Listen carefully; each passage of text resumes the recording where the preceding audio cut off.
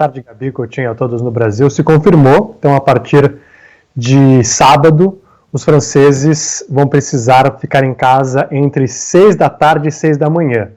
Algumas regiões do país já estavam com esse toque de recolher, mas outras, a partir das 8 da noite, o governo, preocupado com variantes que têm aparecido ao redor do planeta, inclusive essa inglesa que já se espalhou em vários países aqui da Europa, tem preocupado autoridades e por isso várias medidas estão sendo tomadas. O mundo passou hoje da marca de 2 milhões de mortos por Covid-19, são mais de 90 milhões de infectados e a Europa representa 1/3 de todos os casos oficiais.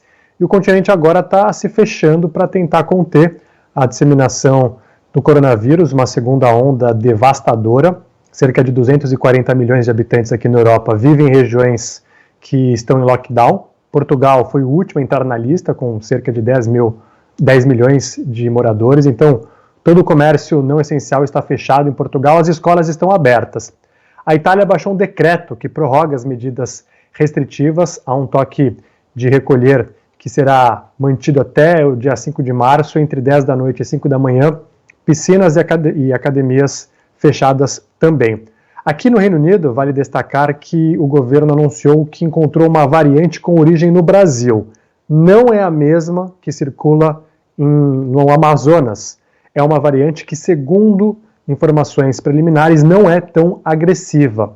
Existem várias cepas de coronavírus ao redor do planeta, 3 preocupam mais. A encontrada aqui na Inglaterra, que é altamente transmissível, a encontrada na África do Sul, que é mais resistente, e a encontrada no Amazonas, que é uma junção das duas, é mais transmissível e também mais resistente. E o Reino Unido consegue descobrir várias variações porque é um dos países que mais sequenciam mutações genéticas do coronavírus, tem um vasto banco de dados e tem também um medo natural de novas variações, até porque uma encontrada aqui tem sido a responsável pela disseminação do coronavírus nas últimas semanas.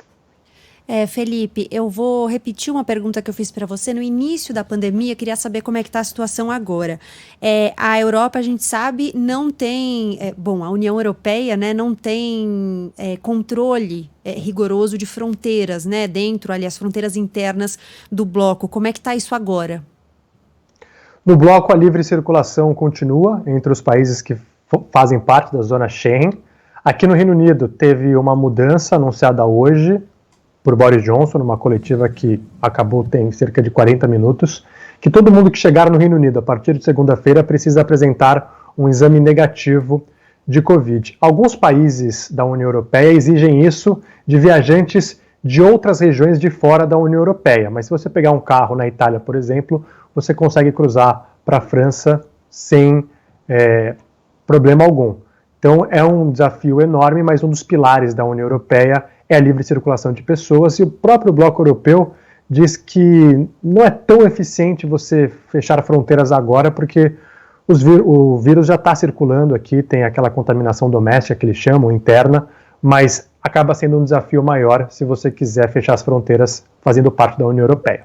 Eu costumo falar muitas vezes que o futebol tem um universo paralelo, né? E o universo paralelo do futebol, com os protocolos, né, sem público, esse universo continua, porque no primeiro lockdown lá de março, os campeonatos pararam, né, na Europa como um todo, e agora continua normalmente, né?